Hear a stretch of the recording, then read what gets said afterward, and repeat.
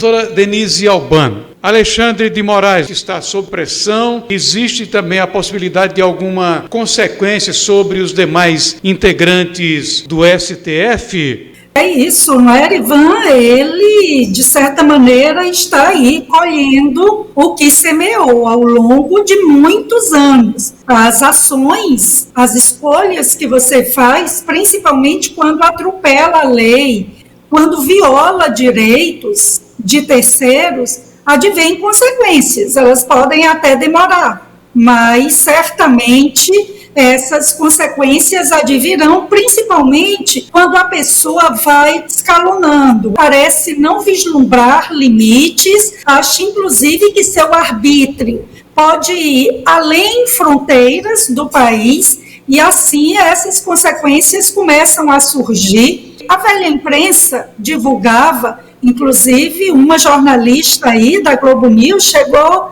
a, exatamente em tom de gracejo, dizer que nos corredores do Supremo os ministros discutiam: olhe, quem é que vai ter primeiro seu visto cassado? E veja que já passou no comitê, numa das comissões lá da Câmara dos Representantes, que é o equivalente nosso à Câmara dos Deputados, a aprovação exatamente de suspensão de vistos de autoridades que violam o direito à liberdade de expressão. Claro que aí sempre associam aquele que é o maior censurador do Brasil, que é o ministro Alexandre de Moraes. Mas essas consequências não recairão apenas sobre ele. Ele não teria tamanho poder se seus pares, muitos dos membros do Supremo, não conferissem a ele tamanho poder.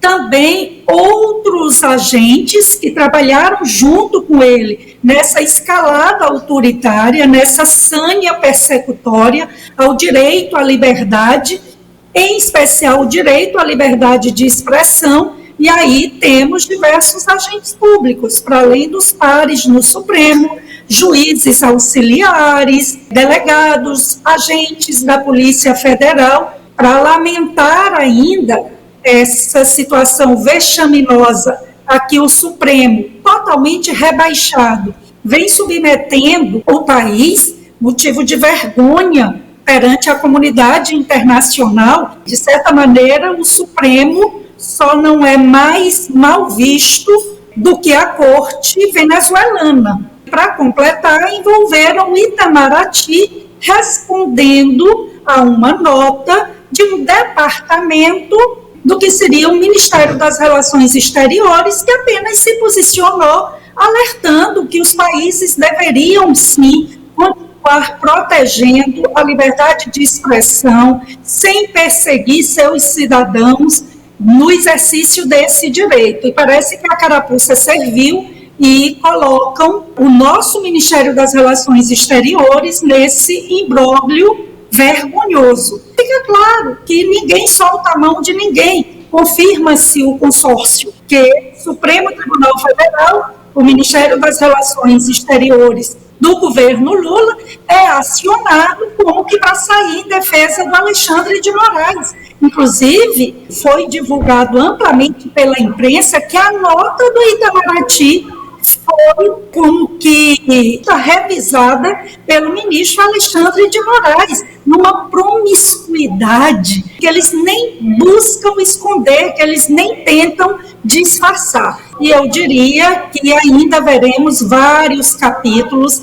dessa triste novela, mas de certa maneira reveladora e até libertadora, saber do que se passa em todo esse enredo, e vamos acompanhar aí os próximos capítulos.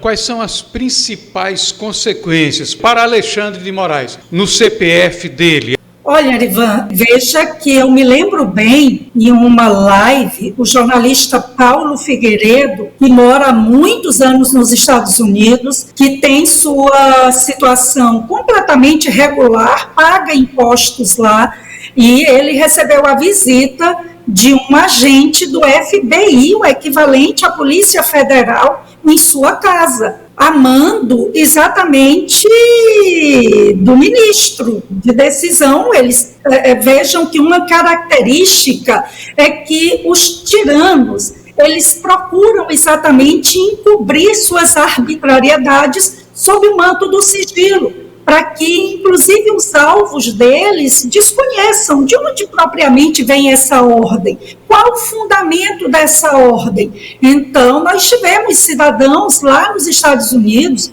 o Alan dos Santos, o Paulo Figueiredo, como eu disse, o Rodrigo Constantino e outras pessoas. A juiz Ludmila Lins, né? O Monarque também, que está lá. Sim, mas tivemos um caso extremamente grave, que envolveu uma cidadã americana, já plenamente gozando de sua cidadania norte-americana, que foi alvo de uma ordem de prisão.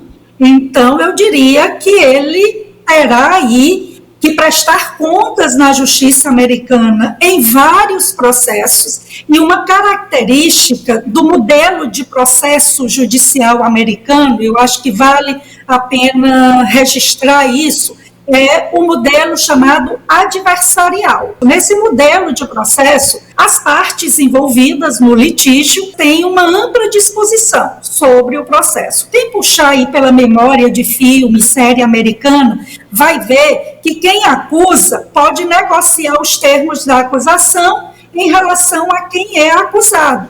Quem sabe aí para buscar até um acordo, ou antes mesmo da justiça. Essas pessoas, pelo que sofreram, pelo que esse ministro aprontou, elas têm várias provas a seu favor, elas têm a legislação a seu favor, e, por último, a última decisão, que jornalistas militantes tentaram vender a versão de que, no caso das empresas que a gente comentava na semana passada, Rumble e Truth, a empresa do Trump, haviam perdido uma causa na justiça. Não, a juíza que decidiu disse, olha, não tem liminar para conceder a vocês, porque vocês não são obrigados a cumprir essas ordens são ilegais, elas não cumpriram o rito formal. Direito é também respeito à forma, é um devido processo. E aí, veja, foi uma vitória dessas empresas que criam uma jurisprudência que vai favorecer mais e mais pessoas, mais e mais empresas que também foram vítimas dessa sanha censora, persecutória do ministro Alexandre de Moraes. Embora nos Estados Unidos esse modelo de processo adversarial, em que o juiz não interfere no processo, essa figura todo poderosa do juiz, lá nos Estados Unidos não, o juiz é uma espécie de árbitro, ele apenas vela pelo respeito às regras do jogo processual, mas as partes é que são protagonistas, e aquela parte que tem mais bala na agulha, tem fortes provas a seu favor, tem a legislação a seu favor, e tem jurisprudência, precedentes a seu favor, como é o caso dessa recente decisão, não vai negociar, não vai barganhar. Chama-se justiça de barganha, em que há amplo espaço para o acordo. Choverão processos em que o ministro Alexandre de Moraes figurará como réu e terá que responder judicialmente pelos seus atos violadores da lei, que abusou, que violou direitos de cidadãos sem amparo legal na tomada dessas medidas. Quanto a outras consequências, como a gente já disse, estamos aí aguardando o relatório do representante da OEA, que esteve aqui visitando e colheu depoimentos, teve acesso a vários documentos. Temos também aí uma mobilização junto também à Corte Europeia de Direitos Humanos, e eu diria que a situação do ministro Alexandre de Moraes, bem como dos outros ministros que foram coniventes com esse estado de coisas, é, no mínimo, desconfortável. E o desespero está grande. Estão ameaçando até processar o filho do presidente Bolsonaro, Eduardo Bolsonaro, que tem, juntamente com outros parlamentares, mas não apenas ele tem se destacado, mas o próprio Marcel Van Hatten, Eduardo Girão, Bia Kicis, feito esse trabalho de levar às nações democráticas, de levar aos estados que respeitam a democracia, o devido processo legal, o que se passa no Brasil, porque, de fato, aqui dentro, esse consórcio velha imprensa, Lula, governo Lula e Supremo, já mostrava que a gente não tinha mais a quem recorrer, e o caminho inevitável era, cada vez mais, a gente avançar nessa tirania e na violação de direitos básicos fundamentais.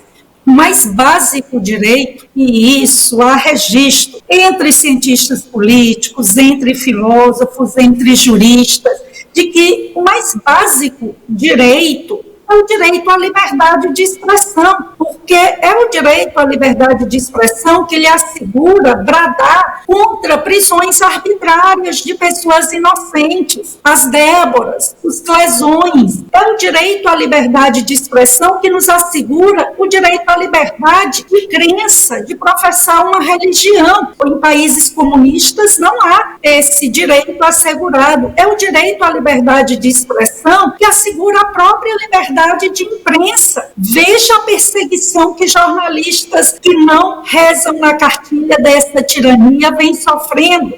É o direito à liberdade de expressão que assegura o direito à liberdade de reunião. Teremos uma grande manifestação, torçamos para que a praia de Copacabana esteja aquele mar de gente, mostrando exatamente que o povo não desistirá de lutar por sua liberdade, que o povo não baixará a cabeça para essa tirania. Felizmente, o mundo livre está de olho no Brasil e o caso Alexandre de Moraes será um grande, no jargão jurídico, a gente chama de leading case, um caso líder, referência na reafirmação do direito à liberdade de expressão nas redes sociais, nessa grande ágora pública do debate público, e que não será um ministro que vai suprimir esse direito dos cidadãos se manifestarem livremente nessa grande praça pública que hoje vem a ser as redes sociais.